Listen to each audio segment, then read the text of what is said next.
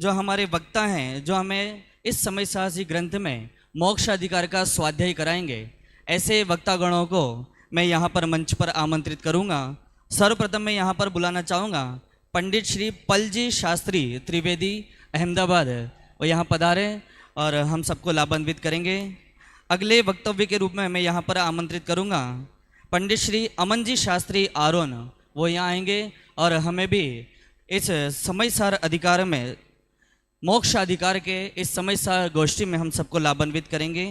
साथ ही साथ अगले वक्ता के रूप में मैं आमंत्रित करूँगा डॉक्टर राकेश जी शास्त्री लोनी दिल्ली से, वो यहाँ आए, हाँ यहाँ पधारे हैं और हम सबको मंगलमयी गोष्ठी का लाभ देंगे। साथ ही साथ अगले वक्ता के रूप में मैं आमंत्रित कर रहा हूँ डॉक्टर राकेश जी शास्त्री नागपुर, वो यहाँ पधारे और हम सबको इस मंगलमयी गोष्ठी से लाभान्वित करेंगे।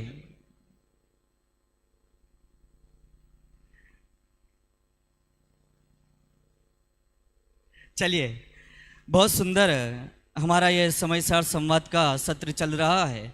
मैं 2 पंक्तियाँ बोलूँगा, तत्पश्चात मंगलमय मंगलाचरण गुरुदेव श्री का मांगलिक के माध्यम से हम सुनेंगे। जिस समय हो आत्मदृष्टि कर्म थर थर कांपते और भाव की एकाग्रता लग छोड़ खुद ही भागते, ऐसे समयसार का ग्रंथ करने से, अध्ययन करने से जब निध आत्मा की दृष्टि होती है, तब ये कर्मों के बंधन सहज ही टूट जाते हैं और मोक्ष मार्ग की प्राप्ति हमें हो जाती है। ऐसे मोक्षाधिकार पर आज हम सब मिलकर के हमारे विशिष्ट विद्वानों के द्वारा विशेष स्वाध्याय का लाभ लेंगे। गोष्ठी का प्रारंभ करूं उससे पूर्व मैं निवेदन करूंगा हमारा आईटी टीम से कि पूज्य गुरुदेव श्री का मंगलमय मांगलिक हम सब मिलकर के यहाँ से प्रारंभ करेंगे मंगलाचरण के रूप में।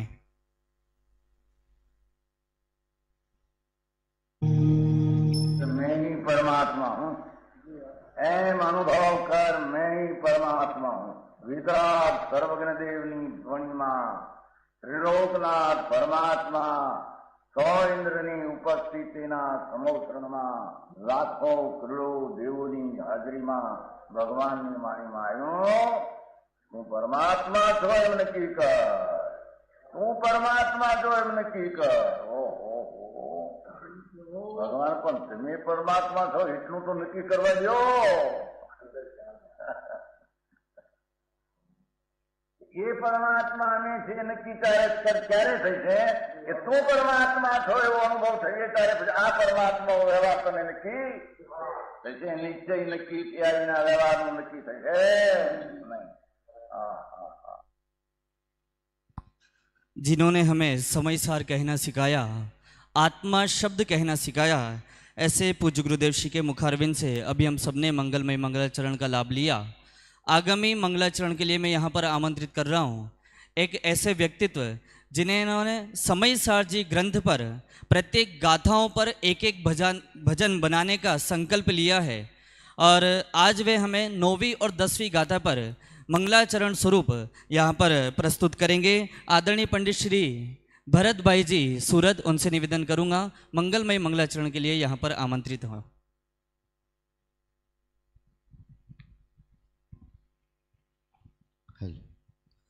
ओम नमः सिद्धेभ्य। श्री समयसार जी भजन गाथा क्रमांक 9 एवं 10 आधारित ये भजन है। समयसार अध्यात्म का जीवन दातार है, आत्म अनुभव के लिए एक ही आधार है।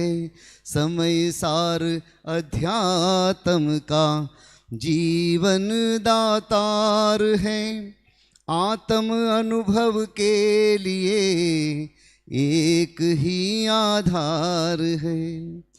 कुंद कुंद की अद्भुत रचना समयसार महान है, समयसार अध्यात्म का जीवन दातार है, आत्म अनुभव के लिए एक ही आधार है।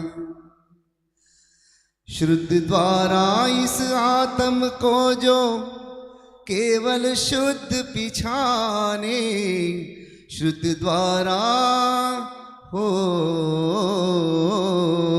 श्रुत द्वारा इस आत्म को जो केवल शुद्ध पिछाने, ऋषिगण लोक प्रकाशक उसको शुद्ध केवली ही माने। शुद्धात्मा ही समय का सार है, आत्म अनुभव के लिए एक ही आधार है। समय सार अध्यात्म का जीवन दातार है, आत्म अनुभव के लिए एक ही आधार है। सर्वश्रुत को जानते उनको कहे श्रुत केवली, सर्वश्रुत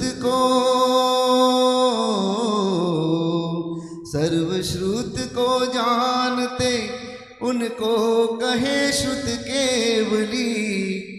बस ज्ञान ही है आत्मा इसीलिए श्रुत केवली। समय सार ही जिन आगम का सर्वोत्तम ग्रंथ है, आत्म अनुभव के लिए एक ही आधार है। एक शुद्ध अभेद त्रिकाली ज्ञायक का आश्रय करो, एक शुद्ध हो, एक शुद्ध अभेद त्रिकाली ज्ञायक का आश्रय करो। व्यवहार का छोड़ो आश्रय, परमार्थ का अनुभव करो।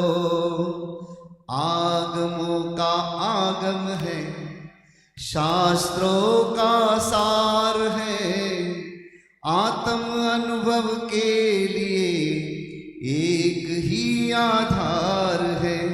कुंद कुंद की अद्भुत रचना समय सार महान है।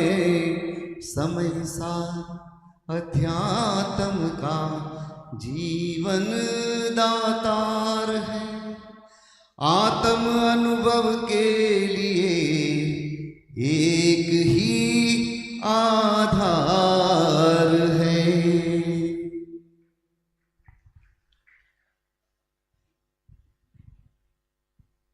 बहुत बहुत धन्यवाद आदरणीय भरत भाई को। मूल बात बताई, समय सार ग्रंथ जीवन का आधार है। जिस प्रकार से कोई मृत व्यक्ति हो, उसको अगर संजीवनी बूटी मिल जाए तो उसके लिए वो बहुत कल्याण का काम करने वाली होती है, वो बहुत उपकारी मानता है जो उसको देती है। उसी तरह से हम सब ये पाप के कार्यों में या फिर कहें घोर व्यवहार के कार्यों में लगे हुए थे, तो पूज्य गुरुदेव श्री ने अध्यात्म की ये संजीवनी बूटी हमें देकर के बहुत उपकार का कार्य हम सब लोगों पर किया है। और इस सब का स्वाध्याय हम विगत दिनों से इस समय सार संवाद में हम सब सुन रहे हैं। आज हम सब स्वाध्याय करने वाले हैं मोक्ष अधिकार का, उस मोक्ष अधिकार का जिस मोक्ष की हम सबके लिए परम उपादेय है। ऐसे मोक्ष अधिकार पर हम सब चर्चा करने वाले हैं। मैं व्यर्थ में भूमिका न बनाते हुए सर्वप्रथम आमंत्रित कर रहा हूँ हमारे गोष्ठी के प्रथम वक्ता, जिनका विषय बंध के चिंतन से बंध या मोक्ष, बहुत सुंदर विषय है। मैं उन वक्ता को यहाँ आमंत्रित करूँ उसके पहले उनका परिचय देना चाहता हूँ। हमारे पल जी शास्त्री मुख्य रूप से गांधीनगर अहमदाबाद के रहने वाले हैं। जैन न होकर के भी इतने गहन स्वाध्यायी अनेक शास्त्रों के अध्ययन करने वाले शास्त्री साथ हमारे पंडित टोडरमल स्मारक से आपने शास्त्री करके समस्त परिवार वालों के साथ बहुत ही स्वाध्याय का माहौल आपने बनाया है और निरंतर पाठशाला और स्वाध्याय में आप संलग्न रहते हैं। ऐसे पलजी शास्त्री को मैं यहाँ पर आमंत्रित करूँगा, जिनका विषय बंध के चिंतन से बंध या मोक्ष। जोरदार करतल ध्वनि से आपका स्वागत करेंगे।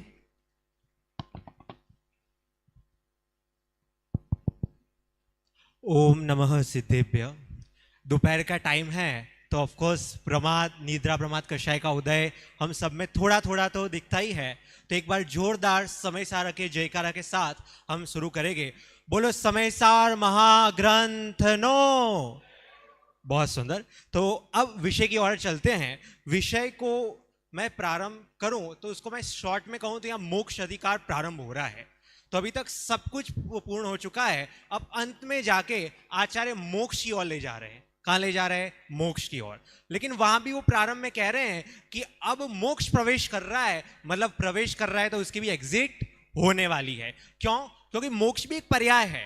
मतलब कैसे पर्याय? आप तो कहोगे कि एक बार भैया मोक्ष हो गया फिर तो छूटने वाला ही नहीं है, मोक्ष तो कायम का नाम है। नहीं, ऐसा नहीं है। क्योंकि आप जब मोक्ष प्रकट होता है तो पर्याय आनंद की भी सिद्ध दशा में हो तो भी वो बदलती रहती है, इसीलिए वो परमानेंट नहीं है। मेरा जो विषय है कि बंध के विचार से बंध या मोक्ष, उसको यदि शॉर्ट में कहूं तो प्रारंभ की 5 गाथाओं में आचार्य ने साफ कह दिया कि भाई बंध का विचार करोगे तो बंध ही होगा। तो क्या करे? तो अंत में कहा कि बंध के स्वभाव एवं स्वरूप के स्वभाव का विचार करोगे तो मुक्ति आपको प्राप्ति होगी।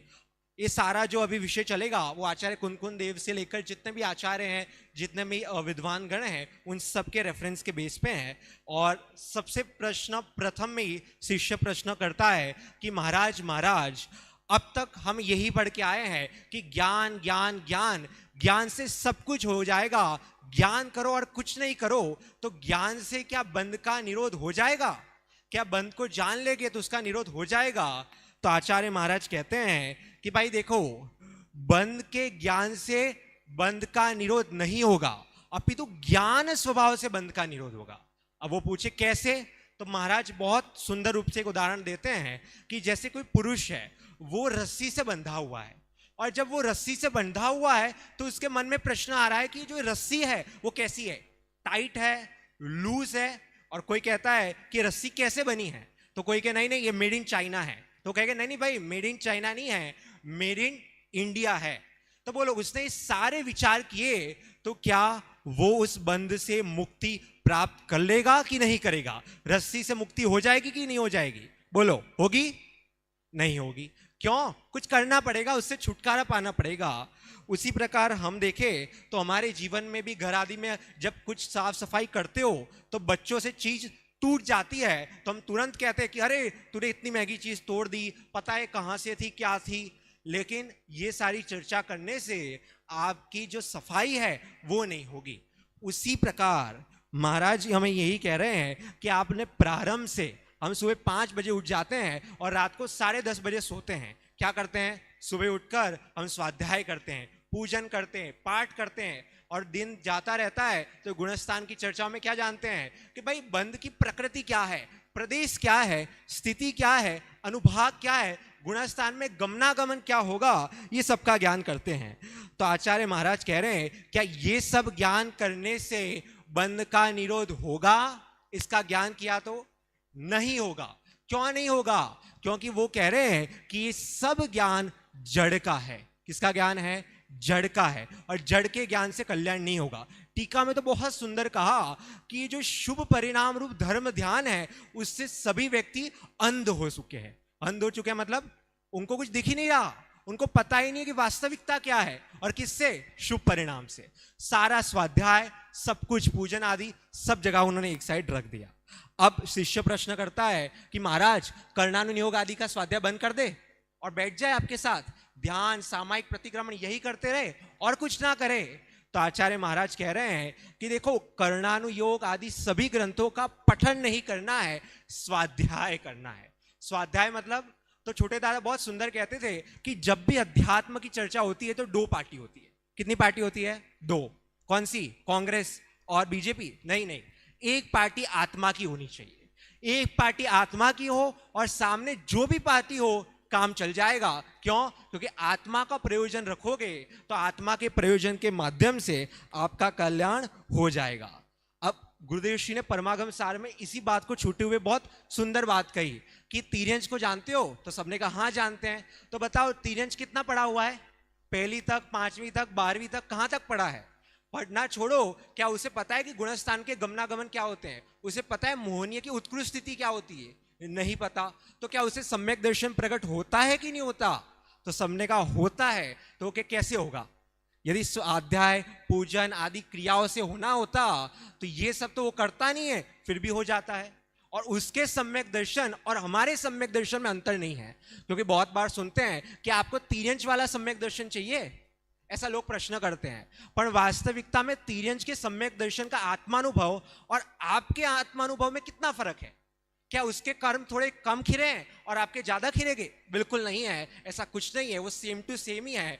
तो मात्र वो 3 इंच क्या करता है, तो उसका जो स्व प्रयोजन स्व आत्मा है उस पर दृष्टि करते हैं। और फेमस उदाहरण शिवभूति मुनिराज को कौन नहीं जानता?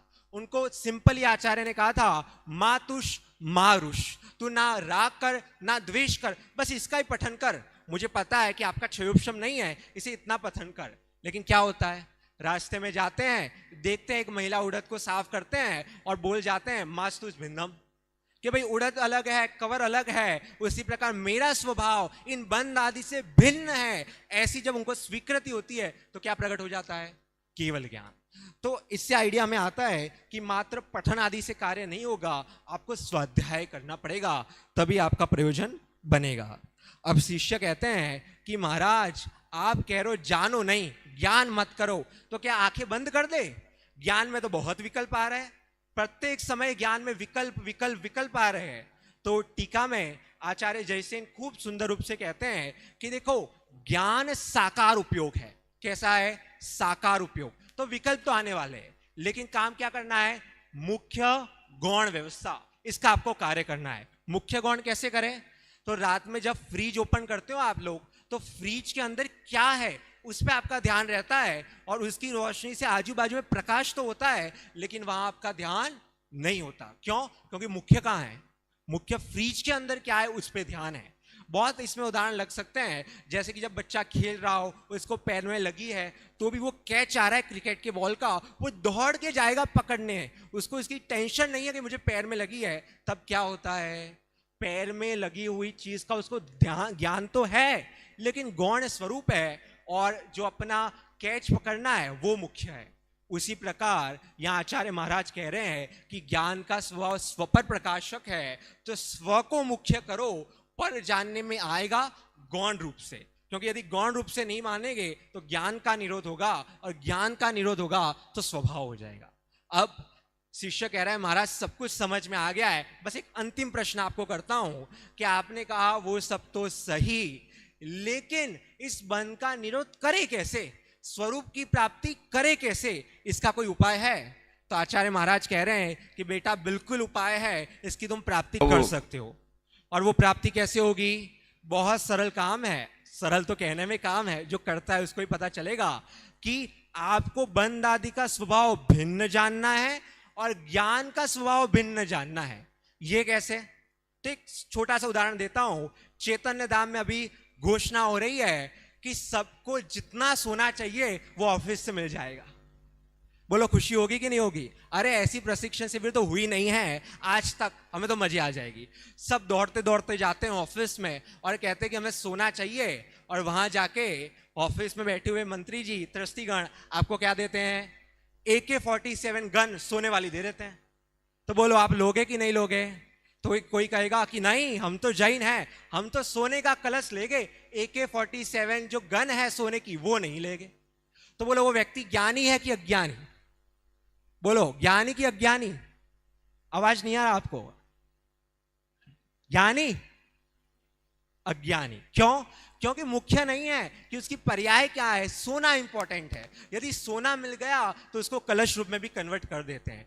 इसीलिए आचार्य महाराज कह रहे हैं कि तू भले क्रोध आदि कषाय में वर्त रहा है अथवा तू वितराग अवस्था में भी हो चुका है, लेकिन इस सब में जो ज्ञान सामान्य है वो त्रिकाल वर्त रहा है, और बाकी सब विशेष रूप से ऊपर ऊपर आ रहे हैं। तुम्हें वो ज्ञान स्वभाव की प्राप्ति करनी है, और जब वो प्राप्ति करोगे तो कर्मों को आप छितवा भी कर सकते हो, भितवा भी कर सकते हो, और मुक्तवा भी कर सकते हो। मतलब कर्मों को आप छिन्न भी हो जाएगा, भिन्न भी हो जाएगा, और मुक्त भी हो जाएगा। आपको कुछ करने की आवश्यकता नहीं होगी। उसी प्रकार हम भी सामान्य ज्ञान, स्वरूप ज्ञान की प्राप्ति करें, ऐसी मंगल भावना से जय जिनेंद्र। बहुत सुंदर व्यक्तित्व अभी आदरणीय पलजी शास्त्री ने प्रस्तुत किया। इनके विषय से मुझे एक छंद याद आता है जो बहुत सुंदर और बहुत प्रचलित है। पोथी पढ़ पढ़ जगमुआ, पंडित भया न कोई, और ढाई आखर आत्म का पढ़े सो पंडित होय। ग्रंथों का स्वाध्याय कर लेने से सम्यक्ति की प्राप्ति नहीं होती। एक शब्द यहाँ पर प्रयुक्त किया, स्वाध्याय करने से सम्यक्ति की या हमारा काम होगा, छेदन भी होगा, भेदन भी होगा और मुक्त अवस्था की प्राप्ति भी होगी। तो ग्रंथों को पढ़ना, नहीं पढ़ने से बंध या मुक्त की अवस्था की प्राप्ति नहीं होती। उन ग्रंथों को पढ़ करके उनका सारांश स्वानुभव करने से, हृदय में उतारने से हमें सम्यक्ति की प्राप्ति होती है। ऐसा सुंदर सा विषय लेकर के हमारे पंडित पलजी शास्त्री यहाँ पर पधारे थे। आगामी विषय भी बहुत सुंदर है। सब ग्रंथों को पढ़ लिया, लेकिन अगर उनमें भेद ही नहीं करेंगे या भेद करने की विधि हमें पता नहीं होगी तो हमारा मोक्ष मार्ग प्रशस्त कैसे होगा। ऐसा सुंदर सा विषय लेने के लिए यहाँ पर मैं आमंत्रित कर रहा हूँ आरोन से हमारे बीच में अमन जी शास्त्री को। बहुत सुंदर विषय। हमारे अमन जी शास्त्री बचपन से ही बहुत स्वाध्यायी हैं। पंडित टोडरमल स्मारक से जब ये अध्ययन करने वहाँ पर गए थे, उससे पूर्व ही इन्होंने अनेक शास्त्रों का अध्ययन किया था।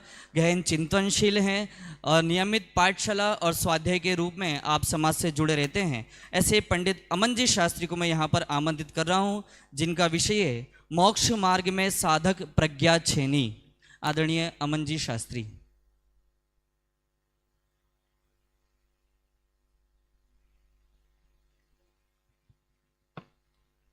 ओम नमः सिद्धेभ्य। आज अपन मोक्ष अधिकार पे चर्चा कर रहे हैं। यहाँ आचार्य कुंद देव मोक्ष की प्राप्ति का उपाय क्या है उस बात पे चर्चा कर रहे हैं। प्रथम वक्ता ने हमको इस बात को बताया कि बंध के चिंतन से बंध का अभाव नहीं होता, अर्थात मुक्ति की प्राप्ति नहीं होती। बंध का उपाय तो आत्मा और बंध को अलग अलग जानना है।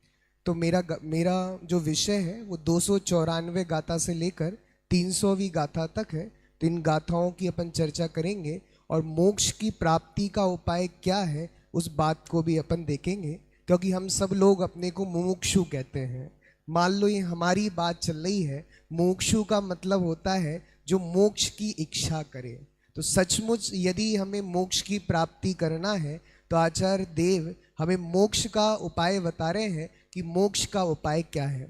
तो आचार्य देव सबसे पहले 294 नंबर की गाथा में बंध और आत्मा को अलग करने का साधन क्या है, किस साधन से हम आत्मा और बंध को अलग अलग कर सकते हैं, वो बात ये बताते हैं। देखिए गाथा आपके सामने है, मैं गाथा पढ़ता हूँ।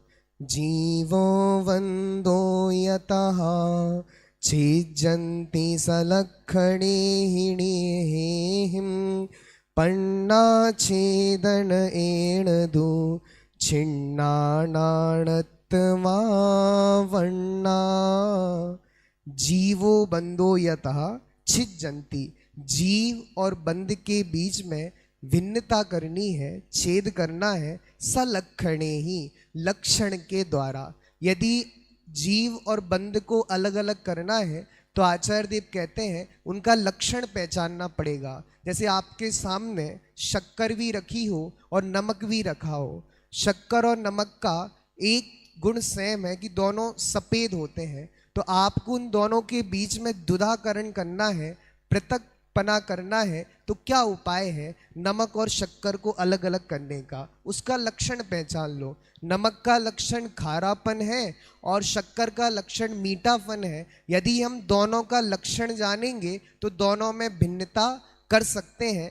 ऐसी आचार्य कुंद देव कह रहे हैं मोक्ष का उपाय ये है कि जीव और बंध को उनके लक्षणों के द्वारा भिन्न भिन्न जानो। जीव का लक्षण चैतन्य रूप है, ज्ञान दर्शन रूप है, और बंध जो है वो रागादि रूप है।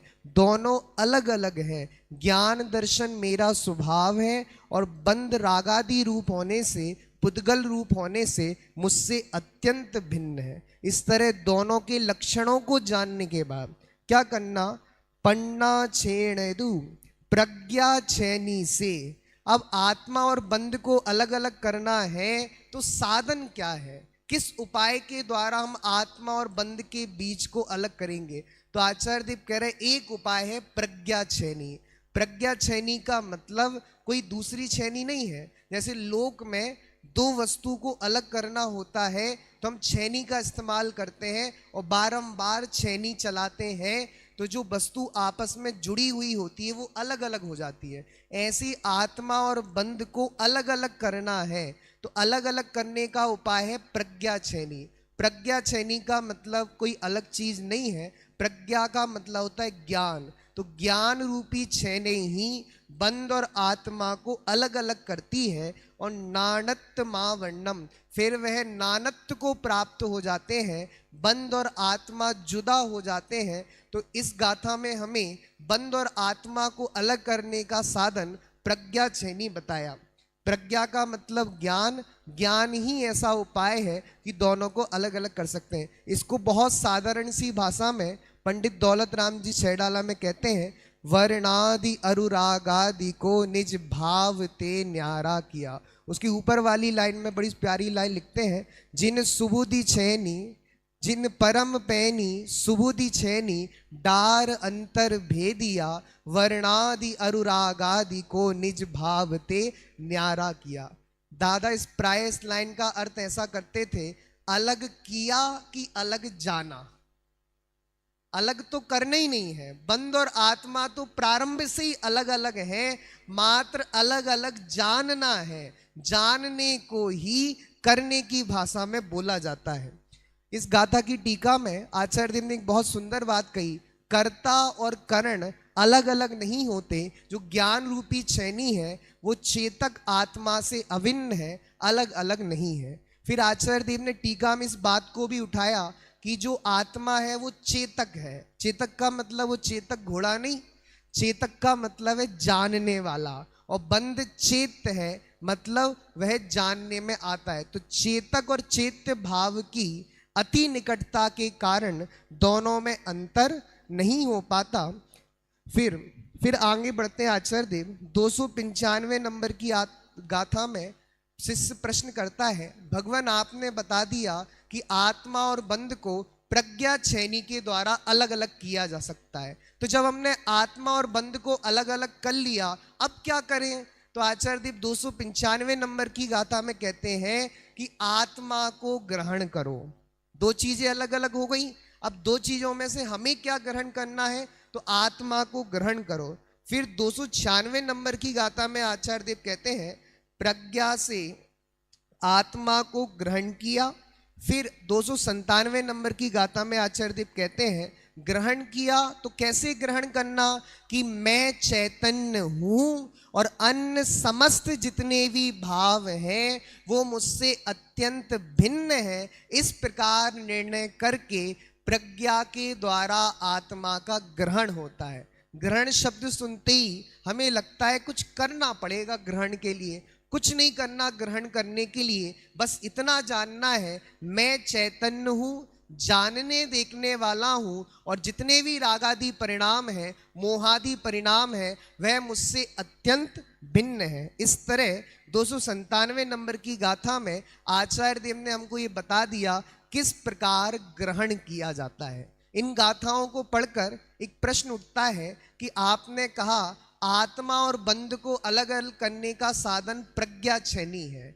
ज्ञान के द्वारा हम आत्मा और बंध को अलग अलग कर सकते हैं, पर हमारे मिथ्या दृष्टि के पास तो अभी सम्यक ज्ञान है नहीं।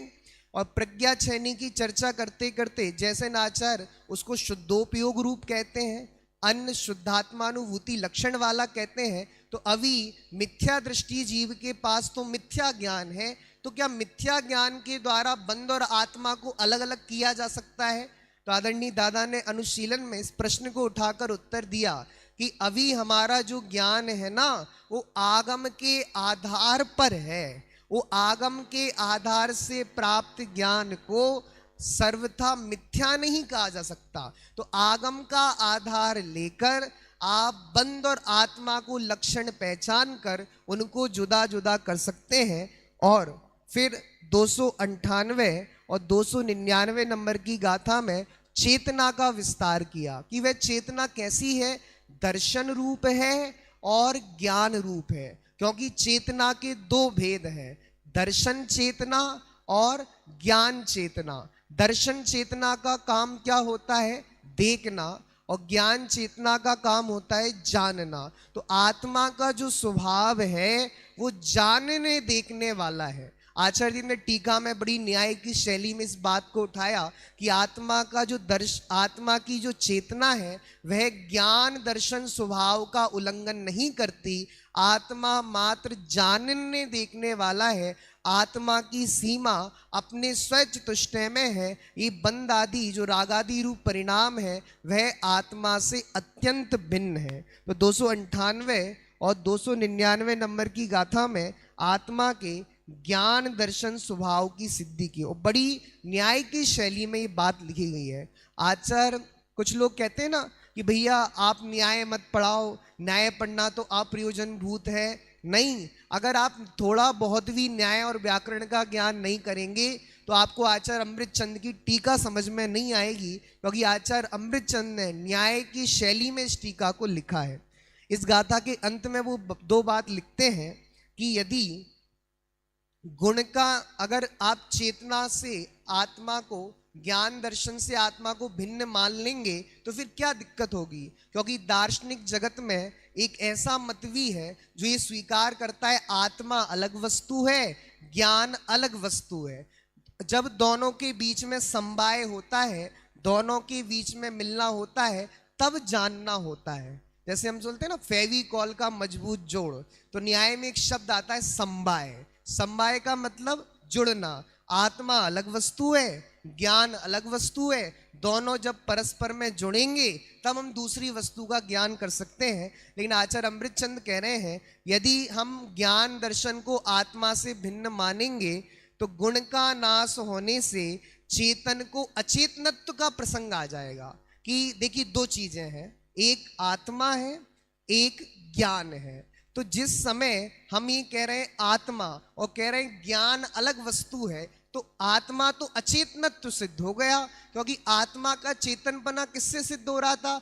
ज्ञान दर्शन के कारण। और आप कह रहे हो ज्ञान दर्शन अलग चीज है, आत्मा अलग चीज है। जब हम ये कहेंगे तो आपको चेतनत्व के नाश का प्रसंग आ जाएगा। लोक में मैं आपसे कहूं शक्कर अलग है और मिठास अलग है, तो जिसके अंदर मिठास ना हो उसे शक्कर कौन कहेगा? बताओ जरा। जिसके अंदर खारापन ना हो उसे नमक कौन कहेगा? क्या ऐसा नमक मिलता है?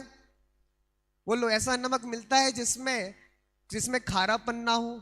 ऐसी शक्कर मिलती है कहीं जिसमें मिठास ना हो? क्योंकि द्रव्य अपने गुण पर्यायों से एक मेक होता है। तो यहाँ पर आचार्य देव ने एक तर्क ये दिया कि ज्ञान दर्शन को यदि सर्वथा भिन्न मानेंगे तो चेतनत्व के नाश का प्रसंग आएगा। दूसरा तर्क आचार्य देव ने दिया, व्यापक चेतना के अभाव में व्याप्य चेतन का भी अभाव हो जाएगा। इस तरह उनने ये सिद्ध किया आत्मा दर्शन ज्ञान स्वभावी है, यही आत्मा का वास्तविक लक्षण है। और जो इस लक्षण द्वारा ये अनुभव करता है मैं जानने देखने वाला तत्व हूँ, वह बंद से भिन्न हो जाता है। और 300वीं गाथा में मानो आचार्य देव घोषणा करते हैं कि अब यह जीव ज्ञानी हो गया।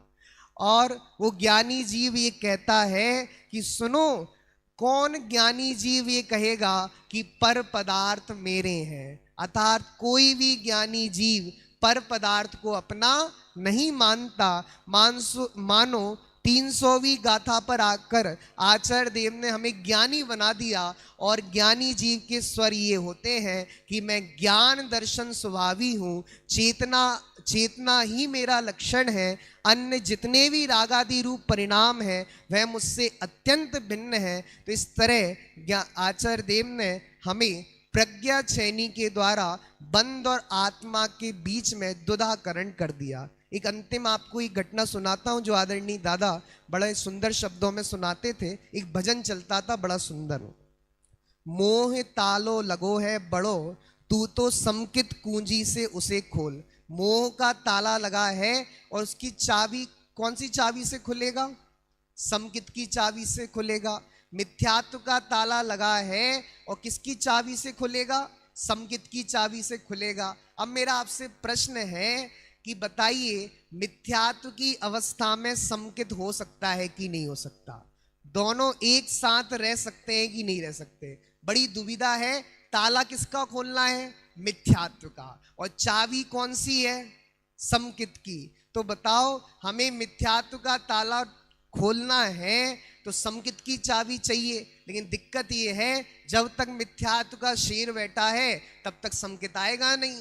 तो बताओ क्या किया जाए ताला खोलने के लिए? तो दादा बोलते थे, मिथ्यात्व का ताला खोला नहीं जाता, तोड़ा जाता है। ऐसे ही मिथ्यात्व की भूमिका में रहकर प्रज्ञा चैनी के द्वारा यदि हम मोह के नाश का प्रयत्न करेंगे, बंद और आत्मा के बीच में दुदाकरण करेंगे, तो बंद और आत्मा पृथक पृथक हो जाएंगे और यह जीव ज्ञानी हो जाएगा। हम सब भी ज्ञानी बने, मोक्ष मार्ग में लगे और मोक्ष की प्राप्ति करें, इसी मंगल भावना से।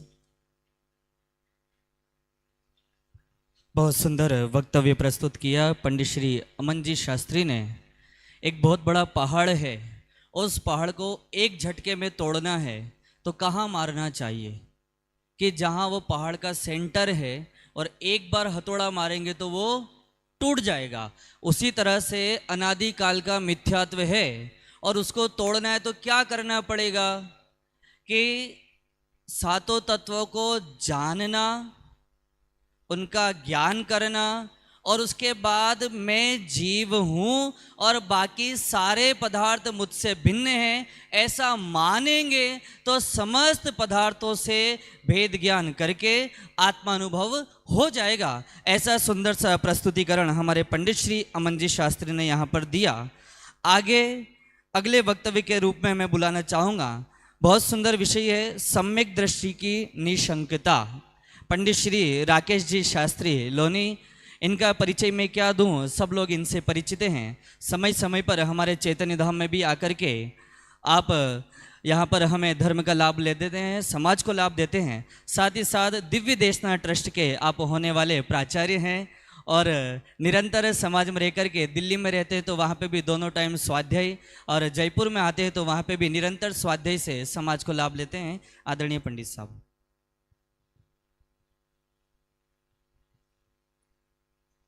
वंदितु सर्वसिद्धे ध्रुवमचलमणोऽवं गयं पते वोचामि समय पावड़ मिणमो स्वे केवली भणिदम्। आज की इस समयसार संवाद की गोष्ठी के अध्यक्ष महोदय, हमारे वरिष्ठ विद्वान वक्तागण और साधर्मी जन, मेरा विषय है ज्ञानी निसंक रहते हैं। मोक्ष अधिकार की गाथा 301 से लेके 305 तक की गाथा का मेरा प्रकरण है। इस जीव को एक बहुत बड़ी भ्रांति है कि मुझे कुछ छोड़ना है और मुझे कुछ ग्रहण करना है। ये दो भ्रांतियां इस जीव ने पाल रखी हैं। छोड़ने की क्रिया तब होगी जब मेरे पास कोई दूसरी छोड़ने लायक चीज होगी, तब तो मैं उसको छोड़ पाऊंगा। और ग्रहण करने की क्रिया तब संभव है जब मुझ में कुछ कमी हो और कहीं दूसरी जगह कोई वस्तु मेरे लायक हो, तो मुझे उसमें ग्रहण करने का विषय आता है। 47 शक्तियों के प्रकरण में एक 16वें नंबर की शक्ति पूज्य गुरुदेव श्री बहुत याद किया करते थे, त्यागोपादान शून्यत्व शक्ति।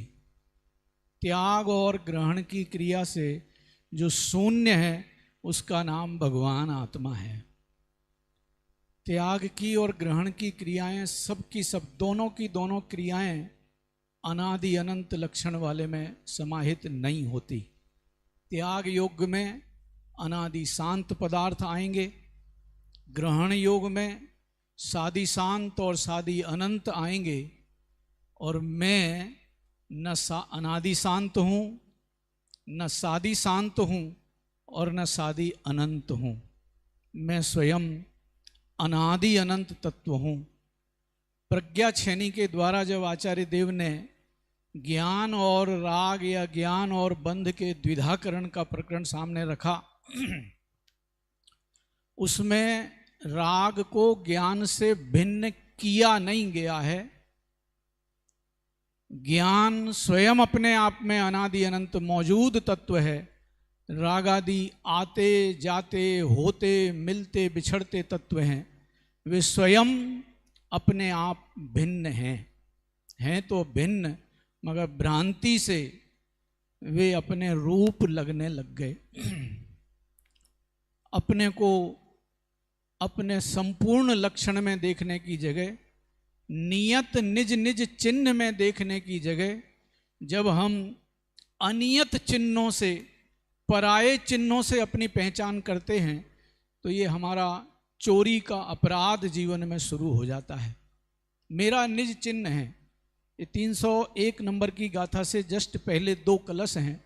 उसमें आचार्य देव ने एक कलश लिखा है, सिद्धांतो यमुदात्त चित्त चरितै मोक्षार्थी भी सेव्यताम शुद्धं चिन्मयमेकमेव परमं ज्योति सदैवास्म्या। मैं कैसा हूँ? श्लोक तो 4 लाइन का है, मुझे जो सामने रखना है, शुद्धम चिन्मयमेकमेव परमं ज्योति सदैव अस्मि अहम। मैं शुद्ध चिन्मय मात्र सदैव शाश्वत विराजमान चैतन्य तत्व हूँ। जब मैं शाश्वत तत्व हूँ तो मुझ में किसी पर का ग्रहण कैसे हो जाएगा भैया? जहाँ पर के ग्रहण की घटना हो वहाँ तो शाश्वतपना नहीं रहता, वहाँ तो नवीनता शुरू हो जाती है। और जहाँ किसी का त्याग होता हो वहाँ भी नवीनता का विनाश होना चालू हो जाता है। मैं जब विनष्ट होने लायक और उत्पन्न होने लायक तत्व ही नहीं हूँ, मैं सदैव अपने चैतन्य चिन्हों में सदा काल के लिए विराजमान रहने वाला हूँ, तो मुझ में बंध और मोक्ष की कथा अपने आप में एक विसंवाद खड़ा करने वाली कथा है। कैसे हमारे जीवन में ये विसंवाद चालू हो गया? तो 12 भावनाओं में एक लाइन पढ़ते हैं, वस्तु पराई माने अपनी। अब ये लक्षण तो चोरों के हैं भैया।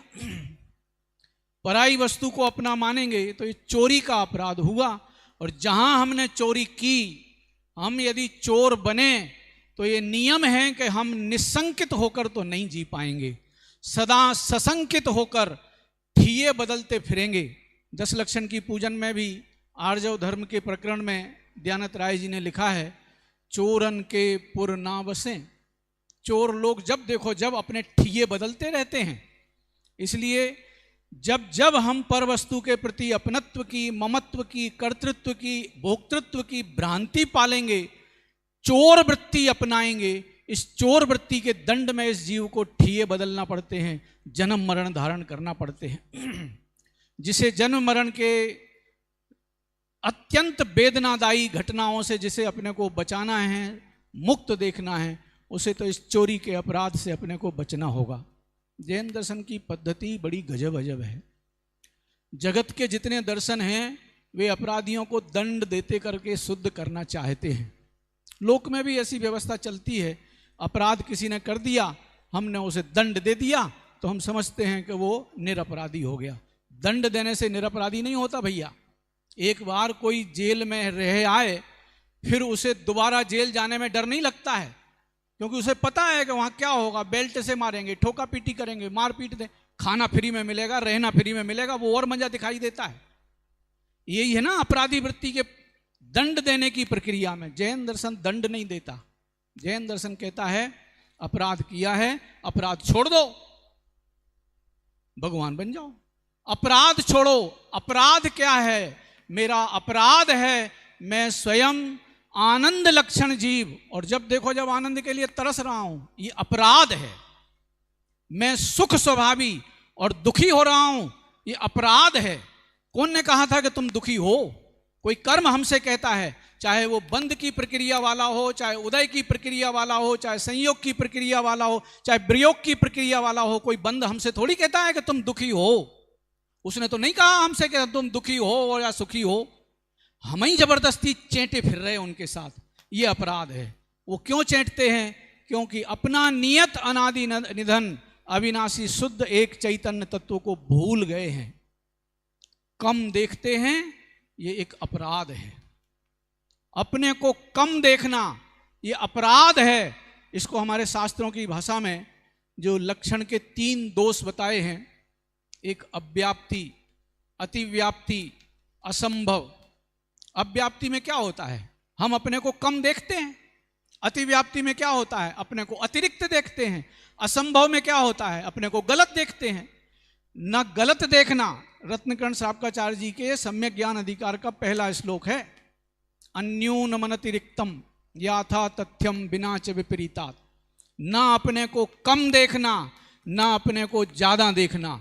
कम देखने में हम संसारी और मति ज्ञान श्रुत ज्ञान वाले दिखाई देते हैं। ज्यादा देखने के लिए हम केवल ज्ञान के लिए लप लपाते दिखाई देते हैं। और विपरीत देखने में हम रागी द्वेषी मोही और संसारी और शरीर वाले दिखाई देते हैं। यथार्थ ज्ञाता जीव मति ज्ञान श्रुत ज्ञान के काल में, राग द्वेष आदि विभावों के काल में, शरीर आदि नोकर्म आदि के संयोग के काल में भी अपने को न्यारा मात्र ज्ञान दर्शन स्वरूप चैतन्य राजा। अरे भैया, ये सब आते हैं, चाहे वो मोह राग द्वेष के भाव हों, चाहे बंद के परिणाम हों, चाहे उदय के परिणाम हों, वे सब आते हैं। और जो आते हैं उनका नियम है कि वे जाते भी हैं। और मैं आता और जाता तत्व नहीं हूं भैया, मैं जीता और जानता तत्व हूं। जो जीता जानता तत्व है, उसके सामने आते जाते तत्व तो आते जाते हैं, मगर जीता जानता तत्व ना आता है और ना जाता है। एक भजन की लाइन सुनी होगी अपन सबने, आवे सो आवन हारा, जावे सो जावन हारा, नहीं मुझको कोई प्रयोजन, मैं तो हूं जानन हारा। तो जीता जानता तत्व जो है, ये अपना निज चिन्ह मुझे दिखाई दिया तो मेरे जीवन का अपराध खत्म हो गया। और जहां अपराध खत्म हुआ, अब शंका वंका के लिए क्या गुंजाइश है? और अकेली शंका ही थोड़ी, अकेली शंका ही नष्ट नहीं होती है। इच्छाएं भी मर जाती हैं, ग्लानियां भी मर जाती हैं, मूढ़ताएं भी मर जाती हैं। 8 सम्यक्त्व के गुण प्रकट हो जाते हैं। निस्संकित, निकांक्षित, निर्विचिकित्सा, अमूढ़ दृष्टि, उपगुहन, स्थितिकरण, प्रभावना और वात्सल्य। अपराध वृत्ति में इन गुणों के लिए हम लपलपाते रहते हैं और ज्ञान वृत्ति में हम इन्हीं गुणों से सुसज्जित होते हैं। क्यों ना अपन अपने को एक बार, एक क्षण के लिए आनंदित देख लेवे।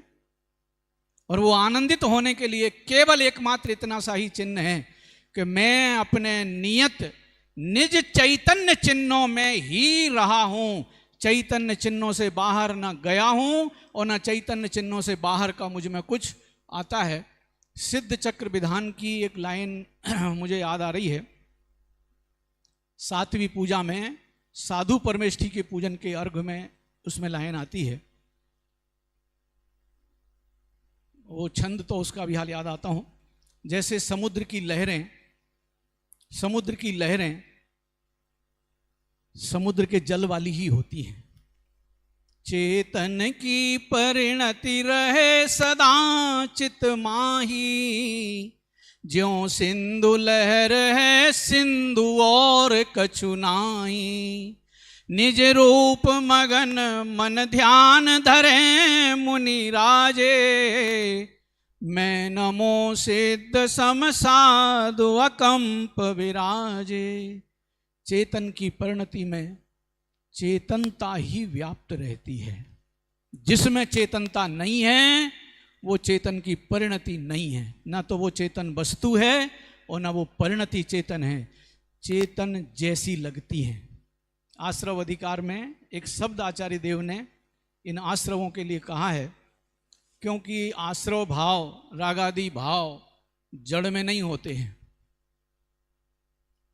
पेन के प्रति राग पेन को नहीं है, उस मूर्ख जीव को है जो न पेन है और न पेन का है, उसको अपनत्व कहता है। तो आचार्य ने कहा कि साहब ये लगते तो चेतन जैसे ही हैं, क्योंकि चेतन में ही होते हैं। हाँ, लगते तो चेतन जैसे हैं, मगर लगते ही लगते हैं भैया। वे चिदाभासी हैं, उन चिदाभासियों से चेतनपना नहीं मिलता, उनमें चेतनपना नहीं है। मुझ में मेरी चेतनता का साम्राज्य कितना अद्भुत है। अनंत काल तक इस चैतन्य साम्राज्य को भोगो। वे भोगने वाली परिणतियां बदलती रहेंगी और उनको आनंद आनंद आनंद आनंद का समुद्र अनंत काल तक भोगने को मिलता रहता है। ऐसा अपना चैतन्य साम्राज्य अपने को देखने जानने लायक है। गाथाएं तो मैंने नहीं बोली हैं, मगर अपराध और अपराध से निरपराध होने का मार्ग अपने सामने देखने लायक है। यही आचार्य देव ने कहा है। इसके बाद में एक कलश, बस 1 मिनट में पूरा करता हूँ। इसके बाद में एक कलश और आचार्य देव अमृतचंद्र देव ने लिखा है 305 गाथा के बाद में। अनवरत मनंतम बध्यते सापराध स्पृशति निरपराधो बंधनम नैव जातु नियतमयम शुद्धं स्वं भजन सापराधो भवति निरपराध साधु शुद्धात्म सेवी। जो शुद्धात्म सेवी हैं वे साधु हैं, वे निरपराध हैं। और अपने शुद्धात्मा को जो किसी भी तरह से कम देखते हैं वे अपराधी हैं। तो ऐसा अपराध हमारे जीवन से खत्म हो और हम अपने चैतन्य लक्षणों से अपने को पहचाने, जाने और माने और मग्न हो। इसी भावना सहित मैं अपनी बात यहीं विराम देता हूँ। बहुत बहुत धन्यवाद पंडित साहब को। स्वयं को भगवान आत्मा देखना यह वास्तविक में निरपराध की अवस्था है और स्वयं को संसारी देखना, पामर देखना, संसार में लवलीन देखना यह अपराध की अवस्था है। ऐसा सुंदर सा विषय आदरणीय पंडित साहब ने यहाँ पर प्रस्तुत किया। अगले वक्तव्य के रूप में मैं यहाँ पर आमंत्रित करना चाहता हूँ जो जुन सेवा श्रुत से सम्मान से यहाँ पर जिनको सम्मानित किया गया है, जुन सेवा प्रभावक ऐसे सम्मान से जिन्हें यहाँ पर सम्मानित किया गया है, पंडित टोडर स्मारक के प्रथम बैच के जैन दर्शन के विशेषज्ञ विद्वान और साथ ही साथ अनेक संगोष्ठियों में जिन्होंने अपने वक्तव्य से जैन धर्म की प्रभावना करते हैं, ऐसे आदरणीय पंडित श्री राकेश जी शास्त्री नागपुर को उनको यहाँ पर आमंत्रित करूँगा, जिनका विषय है संगोष्ठियों के उज्जनक। 25 तारीख को हमने आदरणीय पंडित साहब के मुखारविंद से सुना भी था कि अनेक प्रकार की जो समयसार जी ग्रंथ की टीकाएं हैं उनकी खोज भी आप कर रहे हैं, जिनका नाम हम जैसे विद्वानों ने या अनेक विद्वानों ने नहीं सुना हो। ऐसी अनेक जो टीका हैं उनकी भी खोज आपने की और आगे निरंतर अनेक टीकाओं की खोज आदरणीय पंडित साहब कर रहे हैं। हम सबको यहाँ पर अभी विश्व कुंभ और अमृत कुंभ विवेचन इस विषय पर बहुत सुंदर स्वाध्याय आदरणीय पंडित साहब करवाएंगे। क्या व्याख्यान करना है?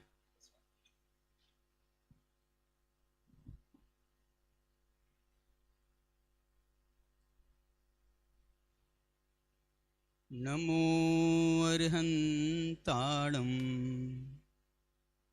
नमो सिद्धाणं नमो आयरीयाणं नमो वज्रायाणं नमो लोये सवसाहूणम्।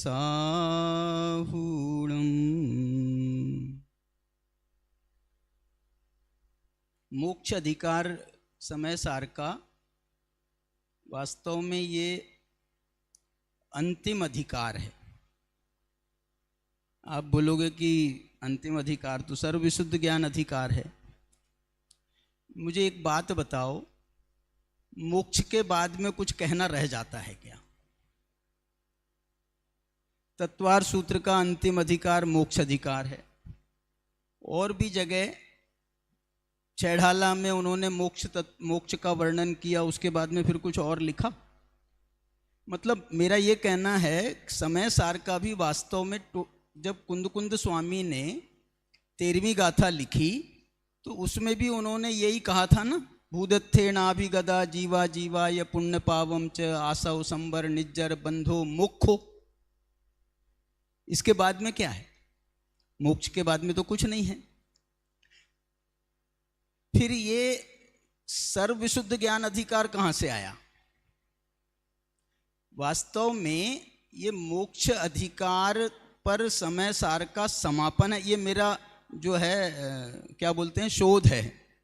समय सार का समापन तो मोक्ष अधिकार पर हो गया, सर्व विशुद्ध ज्ञान अधिकार उसकी चूलिका है, और इसको चूलिका लिखा है, जैसे इन आचार्य ने इसको चूलिका लिखा भी है।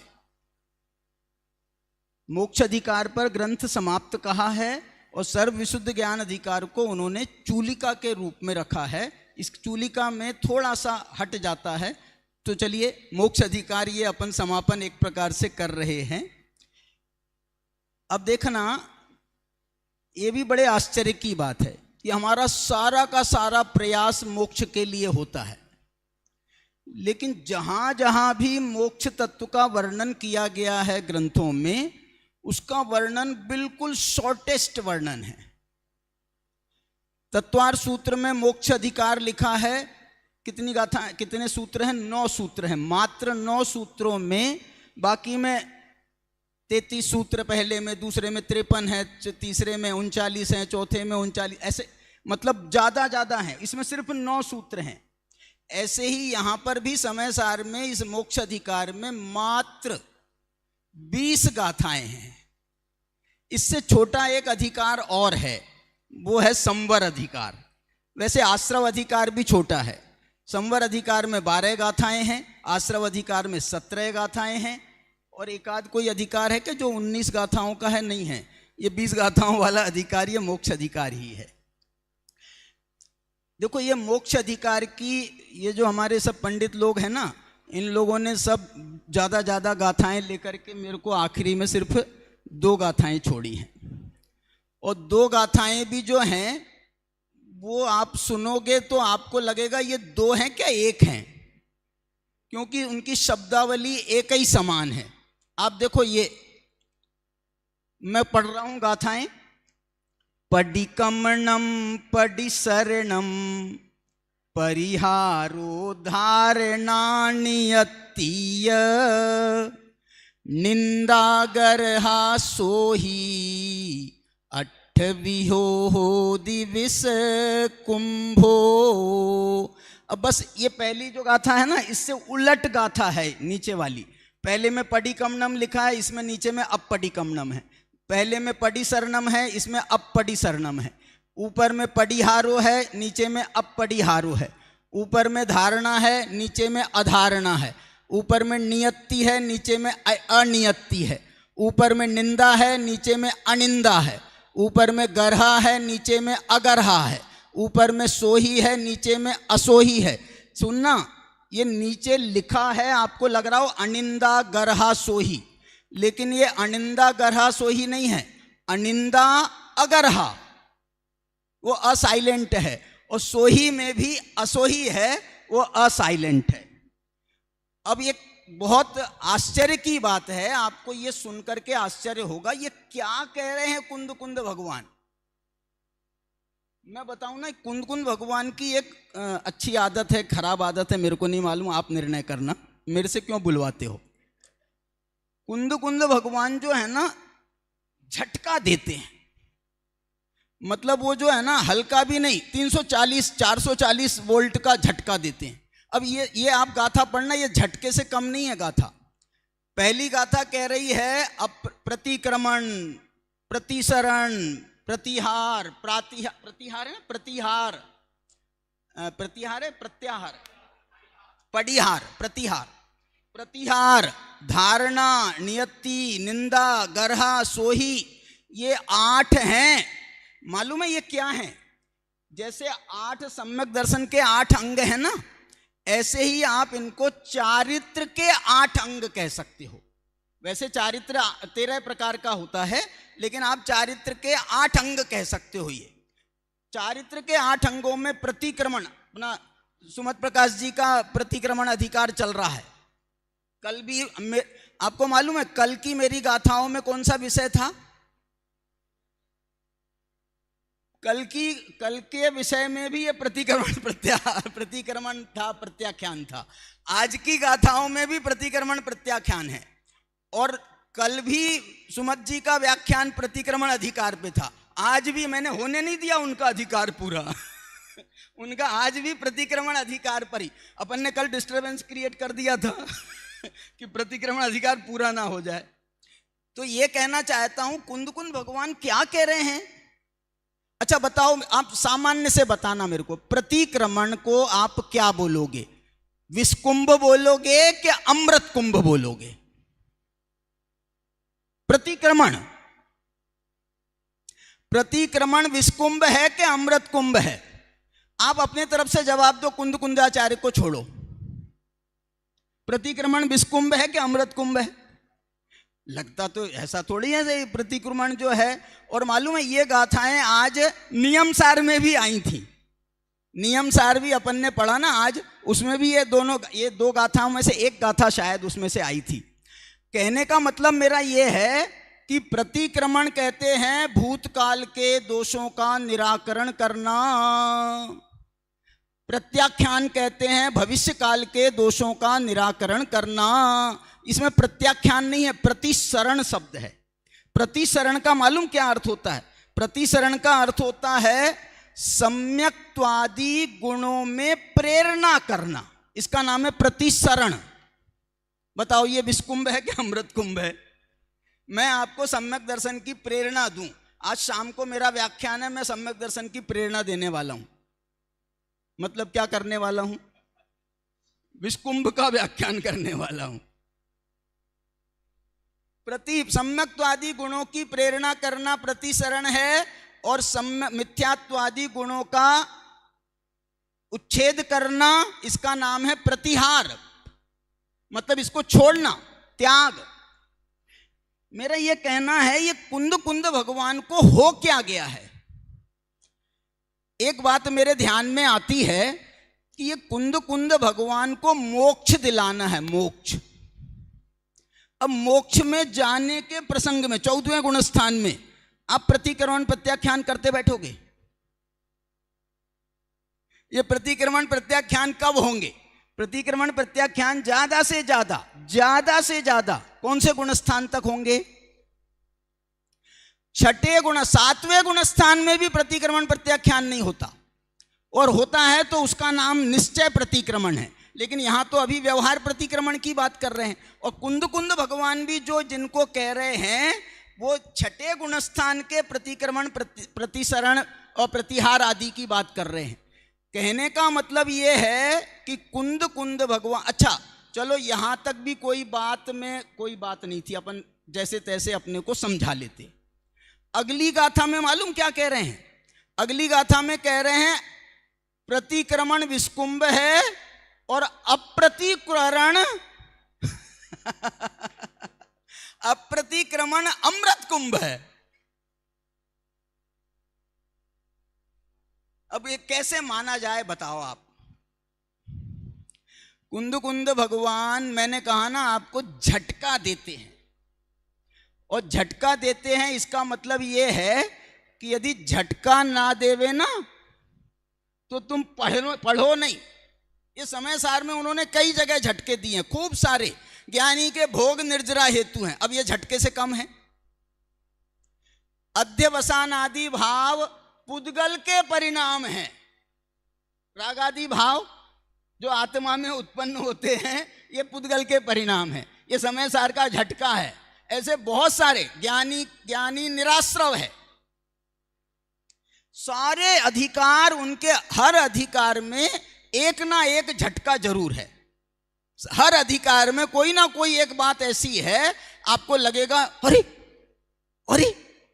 हमारे दादा एक उदाहरण देते थे, आपको झटके का उदाहरण दे रहा हूं। झटके का, एक लड़का जो है घर में बिना बताए, मम्मी पापा को बिना बताए 6 से 9 सिनेमा देखने चला गया। 6 से 9 सिनेमा देखने चला गया। अब वो बिना बताए गया था, तो जब वो पता चला इनको कि ये अभी तक तो आ जाता है, 8 बजे तक आ जाता था, आज 9 बज गए, 9:30 बज गए, 10 बज गए, अभी तक नहीं आया। तो माता पिता को भी झटका से कम नहीं था। जब उसका पता चल गया उनको, अब उन्होंने भी एक झटका देने की सोची। जैसे ही वो आया, घंटी बजाई, मम्मी ने दरवाजा खोला, आ गए बेटा, कैसी लगी? कैसी लगी माने सिनेमा जो देखने गए थे वो कैसी थी? अच्छी लगी ना? बहुत अच्छी थी। बेटा ये 100 का नोट ले ये 100 का नोट ले, 9 से 12 भी देख के आ जा। ये झटका है। अच्छा, उद्देश्य क्या है ये बताओ? उद्देश्य बच्चे को 9 से 12 सिनेमा देखने भेजने का है या रोकने का है? ऐसे ही कुंद कुंद भगवान ये जो बातें ऐसी कहते हैं, ये जो है ना रोकना चाहते हैं हमको। और आज सुबह सुमत प्रकाश जी भाई साहब ने ये बात कही थी। क्या कहा था आप बता सकते हो? कि ये प्रतिक्रमण को विषकुंभ क्यों कहा है और अप्रतिक्रमण को अमृत कुंभ क्यों कहा है? बताओ। वो ये कह रहे हैं प्रतिक्रमण का मतलब क्या होता है? प्रतिक्रमण का मतलब होता है भूतकाल के दोषों का निराकरण करना। प्रतिक्रमण, अतिक्रमण किया हो तो उसको प्रतिक्रमण करके उसको दूर करते हैं। लेकिन मुझे ये बताओ, इसके पहले गाथाएं आई थी, ये राकेश जी ने सुनाई थी आपको, थे आदि अवराहे, चौर आदि कर्म का अपराध जो करता है। कोई व्यक्ति अपराध करे, कोई व्यक्ति अपराध करे, उसको सजा दो, ये तो बनती है बात, देना चाहिए। लेकिन यदि किसी ने अपराध नहीं किया हो और उसको आप सजा दो, तो ये सही है क्या गलत है? बताओ। अरे भाई साहब, हम उसको प्रायश्चित दे रहे हैं, हम उसको प्रायश्चित दे रहे हैं, कोई गलत काम कर रहे हैं क्या? अरे लेकिन उसने वो चोरी करी है क्या नहीं करी है, इसका निर्णय करोगे क्या नहीं करोगे? लेकिन हम यदि निर्णय ना करें और उसको काले पानी की सजा दे देवें, बोले नहीं हम उसका सुधार करना चाहते हैं, ये काले पानी की सजा नहीं है, ये तो सुधार गृह है, जेल जो है ये सुधार गृह, हम तो सुधार गृह में, बोलो वो उसके योग्य ही नहीं है ना। आत्मा के लिए मैंने कल कहा था आपको कि आत्मा प्रतिक्रमण का, वो क्या था कल, प्रतिक्रमण के अप्रतिक्रमण के 2 भेद बताए हैं। इससे ये सिद्ध होता है कि आत्मा अकारक है। अरे ये आत्मा ने कोई अपराध किया ही नहीं, अब उस आत्मा से तुम प्रतिक्रमण कराओगे तो ये विषकुंभ होगा क्या अमृत कुंभ होगा? आत्मा ने कोई अपराध नहीं किया और उसको तुम प्रायश्चित दे रहे हो, तो ये प्रायश्चित देना उसको सजा देना है कि उसको सुधार कराना है उसका। ऐसे ही यहां पर कुंद भगवान कह रहे हैं आत्मा को प्रतिक्रमण की जरूरत नहीं है, क्योंकि आत्मा कभी कोई अपराध नहीं करता है। वो निरपराधी था, निरपराधी है और निरपराधी रहेगा। उसने कोई अपराध किया ही नहीं है, इसलिए उसको प्रायश्चित देना ये विषकुंभ है। उसको प्रायश्चित नहीं देना, उसको प्रतिक्रमण नहीं देना, इसका नाम अमृत कुंभ है। ऐसी ये समय सार की गाथाएं हैं और इसका और भी बहुत सुंदर मंतव्य हैं। आपको मैं क्या बताऊं, यदि आप अप्रतिक्रमण का अर्थ अपराध समझते हैं और यदि अपराध करते हैं और अप्रतिक्रमण के अपराधी हो तो आपको प्रतिक्रमण देना बनता है, तो बनता है। यहां पर क्या बता रहा था मैं आपको, अप्रतिक्रमण के कुंद भगवान ने 2 अर्थ बताए हैं। अमृतचंद्राचार्य ने टीका में अप्रतिक्रमण के 2 अर्थ, क्या 2 अर्थ हैं? एक अप्रतिक्रमण तो वो है जो अपराध करने का नाम अप्रतिक्रमण है, और प्रतिक्रमण का अर्थ है अपराध का प्रायश्चित देना। दूसरा अप्रतिक्रमण का अर्थ क्या है? तो वो कह रहे हैं दूसरा अप्रतिक्रमण, ये प्रतिक्रमण और अप्रतिक्रमण इन दोनों को छोड़ करके जो तीसरी अवस्था है, शुभोपयोग का अशुभोपयोग का नाम अप्रतिक्रमण है, शुभोपयोग का नाम प्रतिक्रमण है, और शुभोपयोग और अशुभोपयोग से हट करके जो तीसरी अवस्था है उसका नाम भी अप्रतिक्रमण है, लेकिन वो शुद्धोपयोग की अवस्था है। इसलिए ऐसी तीसरी अवस्था हमको प्राप्त हो। लेकिन इस छल, अब आप यदि छल करके अप्रतिक्रमण माने दोषों वाली स्थिति को अप्रतिक्रमण मान करके उसको अमृत कुंभ मान रहे हो, तो उसके लिए एक कलश दिया है। इसके बाद में जरा ऊपर करना बेटा, इसके बाद में एक कलश, बहुत अच्छा कलश दिया है, और उस कलश में उन्होंने ये चेतावनी दी है। कुंद भगवान ने क्या चेतावनी दी है बेटा, निकालना ऊपर। यत्र प्रतिक्रमणमेव विषम प्रणीतम तत्रा प्रतिक्रमणमेव सुधा कुतः स्यात्। जब प्रतिक्रमण ही विषकुंभ है तो अप्रतिक्रमण वो सुधा कैसे हो सकता है, वो अमृत कैसे हो सकता है? बोला तत्किं प्रमाद्यति जनः प्रपतन्नधोधः किं नूर्ध्वमूर्ध्वमधिरोहति निष्प्रमादः। यदि तुम प्रमाद में पड़ोगे, प्रतिक्रमण को विषकुंभ कहोगे और अप्रतिक्रमण को अमृत कुंभ कह करके तुम पापों में पड़े रहोगे, तुम राग आदि भावों में पड़े रहोगे, तुम दोषों में पड़ो रहोगे, तो तुम्हारे को भगवान भी नहीं बचा सकता। कुंद भगवान कह रहे हैं तुम हमारी बात का सही अर्थ क्यों नहीं निकालते हो? किम नोर्ध्व मूर्ध्व मधिरोहत, तुम ऊपर ऊपर क्यों नहीं चढ़ते हो? तुम नीचे नीचे क्यों गिरते हो? अधो अधा तुम नीचे नीचे क्यों गिरते हो? तेरी बुद्धि का इलाज कर, हमारा इलाज मत कर। जय जिनेन्द्र।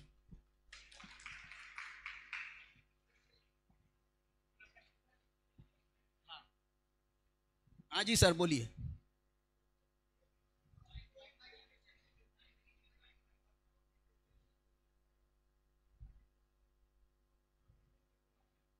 सुनो सुनो, हेलो, ऐसा हेलो। ऐसा नहीं, ये सही नहीं है, लोकेशन सब सही है।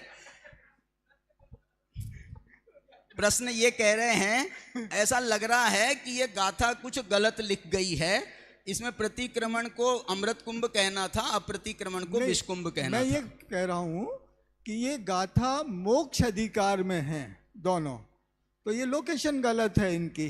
अगर ये आश्रव अधिकार में या संबर अधिकार में होती तो क्या प्रतिक्रमण फिर भी विषकुंभ होता? सुनो, ये कहना, ये गाथा ये कह रही है, इसमें लिखा है, ये देखो, इसका अब ये ने बंद कर दिया। अच्छा, नियम सार का जो विषय है वहां तो न तो कारण शुद्ध पर्याय को जरूरत है, न कार्य शुद्ध पर्याय की जरूरत, तो वहां तो जमता है। लेकिन यहाँ पर कि लोकेशन गलत है। बाकी आश्रव अधिकार या संबर अधिकार में होती तो ये अमृत कुंभ होता। मैं ऐसा मान रहा हूं। यदि मेरे को चैलेंज करते तो मैं एक्सेप्ट कर लेता। तुम कुंद को कर रहे हो, तुम सोच लो। मैं ये कहना चाह रहा हूं, इस गाथा की लोकेशन, अरे तुम कह रहे हो ना नियम सार में, वहां पर कार्य परमात्मा और कारण परमात्मा की बात है, ये मोक्ष अधिकार है ना, ये कार्य परमात्मा की बात है, इसलिए लोकेशन भी सही है। और दूसरी बात यह है कि उन्होंने ये कहा कि व्यवहार आचार सूत्रे, ये शब्द है टीका में, व्यवहार आचार सूत्र में तो ये गाथा ऐसी ही है कि प्रतिक्रमण आदि अमृत कुंभ है और अप्रतिक्रमण आदि विषकुंभ हैं। लेकिन ये व्यवहार ग्रंथ नहीं है, तूछे निश्चय ग्रंथ भंग सगला, ये निश्चय का ग्रंथ है। इसलिए इसमें यही सही है कि व्यवहारो अभूदत्तो, व्यवहार को अभूतार्थ कहो या विषकुंभ कहो, और निश्चय को भूतार्थ कहो या अमृत कुंभ कहो। और कोई विशेष बात होगी तो मैं रात को बता दूंगा। बहुत सुंदर वक्तव्य, रोचक शैली में आदरणीय भाई साहब ने प्रस्तुत किया। बीच में एक झटके की बात आ रही थी तो मुझे एक उदाहरण याद आया। डॉक्टर हैं आचार्य कुंद देव। कोई बंदा वेंटिलेटर पे लेटा हो, कोई रोगी वेंटिलेटर पे लेटा हो, श्वास नहीं आ रही हो, तो क्या करते हैं? बोले ऐसे ऐसे घिसते हैं और झटका देते हैं। तो क्या होता है कि 2-3 बार झटका देते हैं तो उसकी श्वास वापस आ जाती है। ऐसे ही जीव व्यवहार में बहुत पड़ा हुआ था, तो आचार्य कुंद देव ने सीधा झटका दिया। तब झटका 2-3 बार झटका दिया, तब जाकर के जीव सम्यक्त की जागृति आई। ऐसे आचार्य कुंद कुंद देव बहुत सुंदर विषय यहाँ पर प्रस्तुत किया। मोक्ष अधिकार का वास्तविक में बहुत सुंदर स्वाध्याय हमने इन विद्वानों के माध्यम से सुना पढ़ा। मैं गोष्ठी नहीं कहता, मैंने शुरुआत से स्वाध्याय कहा क्योंकि एक एक शब्द स्वाध्यायी है, एक एक अक्षर आचार्य कुंद कुंद देव की जो चर्चा है और प्रश्नोत्तर के माध्यम से या संक्षेप में जो चर्चा होती है विशिष्ट स्वाध्याय के माध्यम से सबको सुनने को मिली। इस तरह हमारे ये वक्ता गणों ने यहाँ पर प्रस्तुत किया। अब हमारे सभा के मुख्य अध्यक्ष आदरणीय अध्यात्म प्रकाश जी बहारिल को मैं यहाँ पर आमंत्रित करूँगा। आदरणीय भाई साहब हमारे शिविर के मुख्य अध्यापक हैं। अभी आप सबने अगर प्रवेशिका निर्देशिका जो देखी होगी, शिक्षण प्रवेशिका की जो निर्देशिका पुस्तक देखी होगी, उसमें विशेष जीवन उपयोगी जो परिवर्तन किया गया है वह आदरणीय भाई साहब की ही मुख्य कल्पना है। साथ ही साथ यूज जो अपने अभी भाई साहब ने प्रारंभ किया है उसके माध्यम से अनेक पाठशालाओं को और अनेक शास्त्रीय विद्वानों को मुख्य दिशा निर्देश देकर के धर्म प्रभावना के कार्य में भी आपने शुभारंभ किया है। ऐसे आदरणीय अध्यात्म प्रकाश जी भाई सबसे निवेदन करूंगा मैं अध्यक्ष भाषण सभी को जय जिनेन्द्र। बहुत अच्छी परिचर्चा यहाँ पर हम लोगों ने समयसार के मोक्ष अधिकार पर सुनी। हमारे पल जी शास्त्री ने सबसे पहले बंध के चिंतन से बंध या मोक्ष इस विषय पर अपना विचार प्रस्तुत किए और उनका सार इस प्रकार था, बंध के चिंतन से मुक्ति नहीं, प्रकृति प्रदेश स्थिति व अनुभाग के चिंतन से बंध की मुक्ति नहीं होती।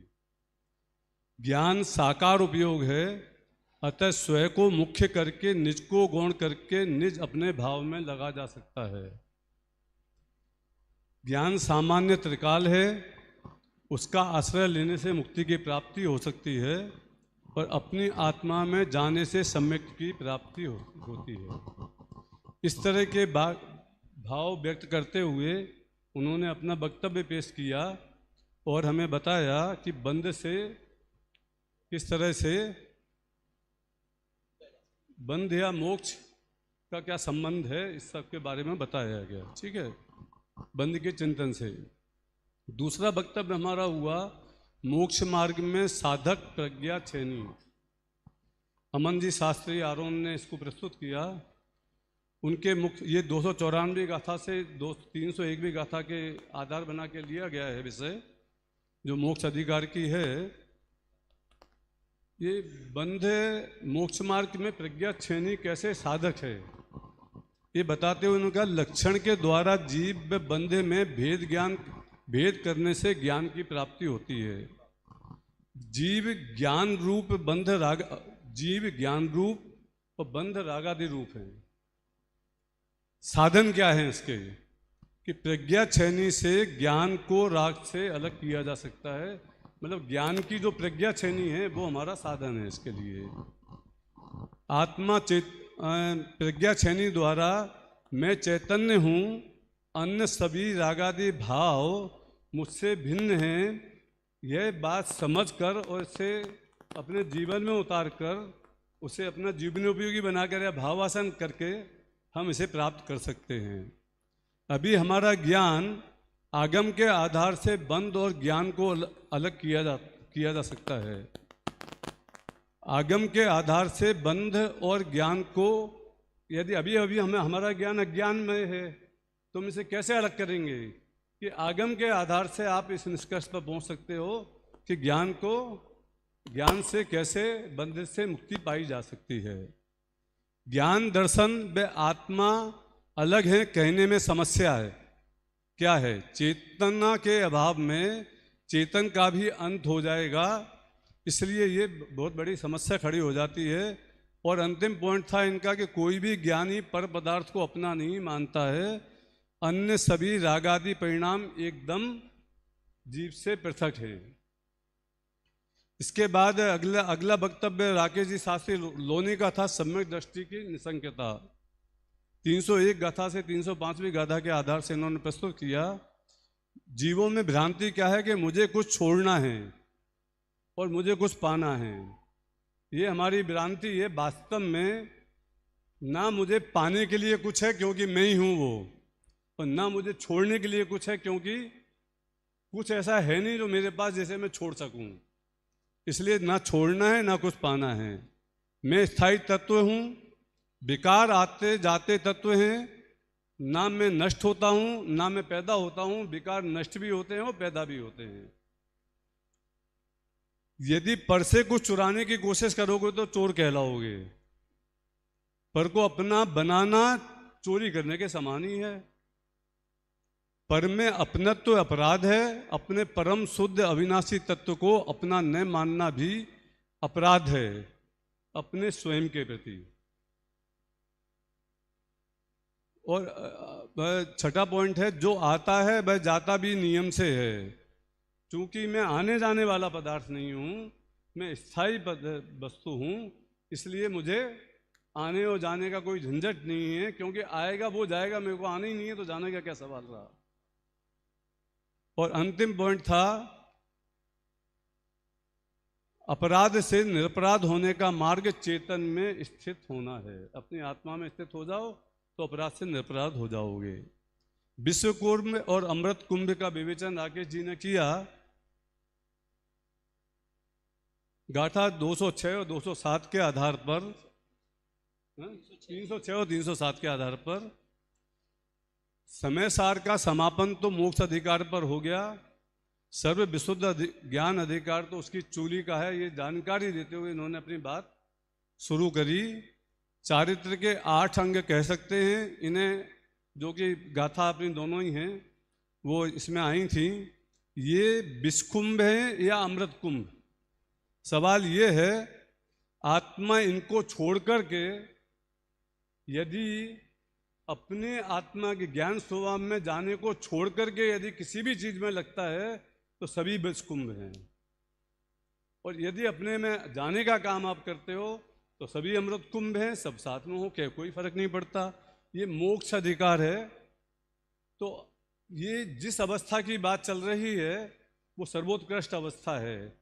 तो यहाँ पर ये प्रश्न पैदा करना कि अप्रतिक्रमण या प्रतिक्रमण का क्या, कहाँ पे क्या आया है, इसका कोई मतलब नहीं। वो तो सब हम देख करके आए। छठवें गुरुस्थान वाले जीव के ये विषकुंभ हैं। हो सकता है चौथे, तीसरे, पांचवें वाले के लिए अमृत कुंभ हो किसी विशेष अपेक्षा से, लेकिन चोटी छठे सातवें गुणस्थान में झूलने वाले जो मुनिराज हैं उन्हें तो किसी भी तरह से बाहर आना अपनी आत्मा से वो विष के समान ही हैं, जहर के समान ही हैं। इसलिए उनके लिए तो विषकुंभ भी है। आचार्य हमें झटका देते हैं, प्रतिक्रमण विषकुंभ है, अप्रतिक्रमण अमृत कुंभ है, आदि आदि। आचार्य आत्मा ने कोई अपराध नहीं किया है, उससे प्रतिक्रमण करवाना अपराध ही है। अतः इसे विषकुंभ कहा है। अप्रतिक्रमण को अपराध मानना, प्रतिक्रमण अप्रतिक्रमण को छोड़कर तीसरी अवस्था शुद्धोपयोग रूप अवस्था है, उसकी अपेक्षा से अप्रतिक्रमण भी अपराध ही है। तो इस तरह से सभी लोगों ने अपने वक्तव्य पूरे किए। सारे के सारे शास्त्र आधार से ही हैं, इसलिए सभी बहुत अच्छे थे, सभी टू द पॉइंट थे और काम की बात कर रहे थे। इसमें एक चीज का सुझाव मैं ये देना चाहता हूँ कि हम इसे साथ में इसके एग्जाम्पल देते हुए भले विषय थोड़ा कम कवर करें, लेकिन उसे अप्लाई कर कर दिखाते जाएं तो हमें ज़्यादा अच्छी तरह समझ में आएगा इसका भाव। क्योंकि इस तरह से की बातें तो हम हमेशा ही सुनते हैं और वो हमें याद भी हो गई हैं, तो हमें अच्छी भी लगती हैं, क्योंकि हम मानते हैं कि इससे ही हमारा कल्याण होगा। लेकिन भाव भाषण तो अभी तक नहीं हुआ। दूसरा एक बात इस सब्जेक्ट से इतर होकर के मैं कहना चाहता हूँ कि समय सार की जो वाचना हम करते हैं उसमें आचार्य अमृत चंद्र ने 4 चांद लगाए हैं अपनी टीका लिख करके। इसमें कोई दो राय नहीं है, लेकिन हमें इसका एक और पक्ष से इसे सोचना चाहिए कि समय सार की कोई टीका नहीं है, समझ लो। और समय सार के विषय वस्तु को डायरेक्ट हमें पब्लिक के सामने परोसना है, तो उसे कैसे परोसा जाए, इस पर चर्चा परिचर्चाओं में होनी चाहिए। और इसका कारण है एक, क्योंकि आचार्य कुंद कुंद के समय में जो समाज रहा होगा आचार्य अमृतचंद्र के समय में जो समाज रहा उन दोनों में बहुत बड़ा फर्क था। आचार्य अमृतचंद्र के समय में सारे मतांतर वालों के बीच में वाद विवाद हुआ करते थे। इसलिए आचार्य अमृतचंद्र ने अपने जो प्रतिपादन किया है इन गाथाओं का, उसमें उस पॉइंट को ध्यान में रखते हुए उसमें दूसरे मतों का खंडन बहुत किया है, कई जगह पर किया है। लेकिन आज के ज़माने में जब एक लेमैन को, जन सामान्य को, हमारे यहाँ भी बैठे हुए लोगों को कुछ पता नहीं होगा कि वेदांत क्या है, साक्य क्या है, सांख्य क्या है, मतलब जो भी मत हैं, बौद्ध क्या है, ये क्या है, हमें किसी को पता नहीं। अब यदि हम उसके सामने प्रश्न खड़ा करते हैं कि इस तरह से ये वेदांत का खंडन हो गया, तो उसके दिमाग में सीधी इंक्विजिटिवनेस आती है, उत्सुकता आती है कि वेदांत क्या बोलता है, चलो मैं जाकर के वेदांत भी तो देखूं। वो भी कुछ ना कुछ बोलते हैं। तो हम जन सामान्य के बीच में जैसे कुछ भी ज्ञान नहीं है, उसे आचार्य कुंद कुंद की शैली में हम केवल विषय वस्तु को परोस दें कि ये क्या कहा जा रहा है इधर और कैसे अपनी आत्मा में जाया जा सकता है, तो कदाचित हम ज़्यादा अच्छी तरह पब्लिक का कल्याण कर सकते हैं। हमारे विद्वानों के बीच की चर्चा की बात अलग है, और मैं ये नहीं कह रहा हूं कि आचार्य अमृतचंद्र की आत्मख्याति को हमें छोड़ देना चाहिए, उस पर भी ऐसा ही चिंतन अलग से भी साथ में किया जा सकता है। लेकिन इसके डायरेक्ट गाथाओं से डायरेक्ट हम अपना अर्थ निकालें और उन्हें गाथाओं के रेलेवेंस को जोड़ें और वहाँ पे क्या कहा जा रहा है, क्या कहने की भावना है, क्या उद्देश्य है, ये पब्लिक को बताएंगे तो पब्लिक को समय सार बहुत ज़्यादा ईजी लगेगा। और ये कोशिश मैंने जीवा जी पूर्व रंग की टीका लिख करके की है, उसका काम चालू है, लिख दी है मैंने पूरी। अब कुछ लोगों से डिस्कशन करना है कि वहाँ पर कहीं कोई मतलब विरोधाभास या कोई दूसरी चीज़ तो नहीं है, लेकिन इस दिशा में भी यदि हमारा मंच यदि काम करे तो हम ज़्यादा सरल, ज़्यादा अप्रोचेबल और पब्लिक के पॉइंट ऑफ व्यू से हम उनमें ज़्यादा समझ आने वाले काम कर सकते हैं। आज हमें जो काम करना है वो पब्लिक में करना है। समस्या पब्लिक के सपोर्ट की है, समस्या विद्वानों की नहीं है। आज की डेट में वो 25, 30, 40 साल पहले वो भी समस्या थी कि विद्वान ही नहीं थे, परंपरा ही खत्म होती जा रही थी। आज की डेट में विद्वानों की समस्या नहीं, शास्त्रीय विद्वान तो बहुत हैं, लेकिन उन शास्त्रीय विद्वानों को सुनने के लिए हमारे पास पब्लिक नहीं है। तो पब्लिक क्यों नहीं है, उसके 2-3 कारण हैं। एक कारण ये है कि हमने जैन दर्शन को बहुत कठिन धर्म बना दिया, बल्कि हम ये प्रचारित करने में गौरव का अनुभव करते हैं कि हमारा जो आचरण है वो बहुत कठोर है जैन धर्म का अपनाने। हम इसमें अपना बहुत बड़ा गौरव अनुभव करते हैं। मैं आपसे कहता हूं कि ये बात सही नहीं है। जैन आचरण के सामने दूसरे सबके आचरण ज्यादा कठोर हैं। जैन आचरण तो भूमिका अनुसार चलता है। यदि आपके अंदर में जो चीज आ गई है वो फिर बाहर में निकलती है तो भूमिका अनुसार चलता है, इसलिए वो कठोर हो ही नहीं सकता। मैं 8 साल का था तो 1 मंजिल से 2 मंजिल से कूद जाया करता था ऊपर, और कभी भी हड्डी भी नहीं टूटी, और न मम्मी पापा रोकते भी थे कि मत कूदो मरोगे, नहीं चिंता की कभी भी। आज आप 5 फीट कूदवा लो मेरे से, 10-5 हजार रुपए का इनाम दे के देख लो कि 10,000 तो तुम दे दोगे, हड्डी तो मेरे को सेंधनी पड़ेगी ना जिंदगी भर। नहीं करूंगा, क्योंकि ज्ञान आ गया ना, मुझे अपनी स्थिति का ज्ञान है कि मैं कूदूंगा तो मरूंगा, काम से लग जाऊंगा। तो अब मैं कुछ करने को तैयार नहीं हूं, उस वक्त में करते थे। तो इसी तरह से जैन आचरण जो है जब हमारे ज्ञान पूर्वक आता है तो हमें कभी कोई समस्या नहीं होती है। इसलिए जैन दर्शन सबसे सरल धर्म है। और महावीर ने कहा कि मेरे समोपसरण में आने के पहले ये आचरण करना पड़ेगा आपको। ये रोक लगाई थी कोई? उन्होंने कोई रोक नहीं लगाई। अरे आपके पास आएगा ही अज्ञानी, तो ज्ञानी है वो क्यों आएगा आपके पास? वो तो ज्ञानी, उसे तो रास्ता पता ही है, उसे कहीं जाने की जरूरत नहीं है।